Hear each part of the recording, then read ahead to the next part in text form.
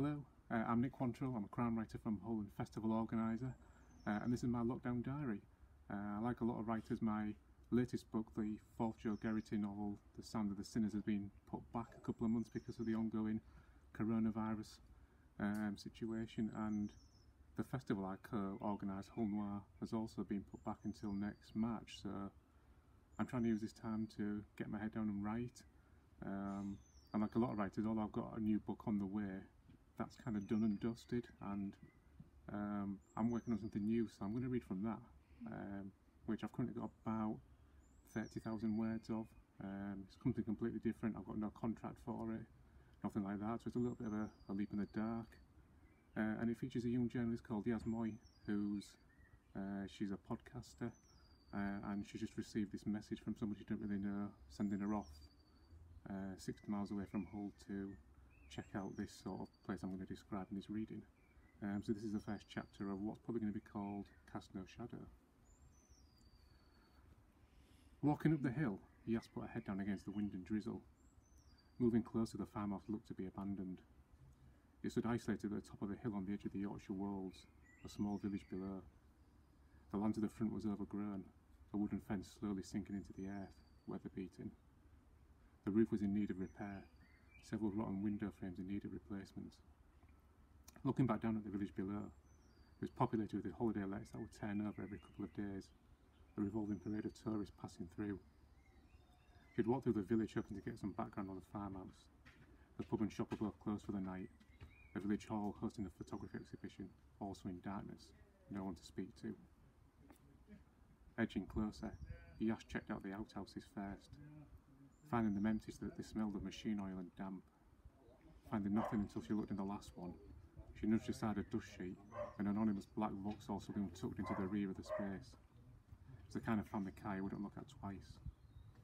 Committing the registration plate to memory, she headed back outside and continued to search. A patch of the land had been recently dug over, an abandoned greenhouse and shed nearby. Circling the property, the back door flapped gently in the evening breeze, not fully secured. Nudging it to one side with her foot, it created sufficient space to allow her to slip inside if she wanted to. It'd be crossing a line, but she'd come this far. The promise of a story was a siren song she couldn't ignore.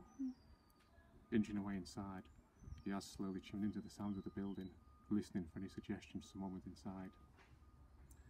Allowing her eyes to adjust to the gloom, she was standing in what once had been a kitchen. The walls had been taken back to bare brick in places, crumbling plaster in other patches.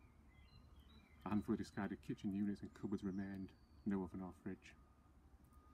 Taking out the mini spy camera she'd packed in her rucksack, she took a handful of photographs, wanting to document things.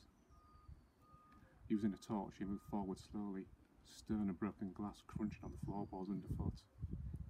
A small pile of rubbish on top of one of the units caught her eye. A half-eaten tin of beans had been pushed to the back, an empty supermarket sandwich wrapper at the front, still within its use-by date.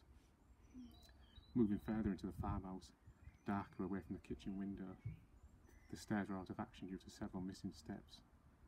The walls were stripped back like in the kitchen, the place needed to be rebuilt from scratch. Heading into the front room, it was similarly run down with exposed floorboards, cold from the lack of heating. Looking down at the floor, more discarded food wrappers caught her eye, this time chocolate bars and empty cans of lager. Further along on the floor, a sleeping bag had been bundled up and thrown into the corner. She took more photographs before moving back into the kitchen, placing the spy camera on top of one of the higher units, as out of sight as it could be. Stepping back, its presence wasn't obvious unless you were looking for it. Looking around again, living in such a place didn't make any sense unless you were determined to be off the grid. A floorboard behind her creaked, bringing her back into the moment. Her concentration had lapsed too busy thinking about what she was looking at. She turned as the figure lunged forwards, instinct kicking in as the gap between them closed. She tried to strike back, but it was too late. A blow came down, and everything turned to black. So check back in a year, that might well be a novel, who knows? We'll see what happens in the next period of isolation. Thank you.